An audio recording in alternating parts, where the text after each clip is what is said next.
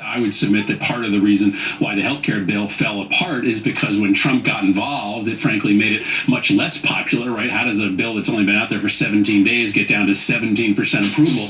Well, it's in part because his legitimacy has been harmed by this drip of connections to Russia. So I think it's a question that's already out there, regardless of how Democrats act. Do you think that question of legitimacy, and I sometimes can't tell, right? I can't tell the degree to which your colleagues on both sides, the House and the Senate, that this is front of mind or back of mind, and particularly Republicans. Like, I just wonder whether your sense of your colleagues that this is pretty front of mind for them, and there's a worry, right, that they're kind of rolling the dice on a whole bunch of unknowns about what they know and don't know, or whether they think this is essentially the way that Democrats viewed Benghazi, essentially a witch hunt.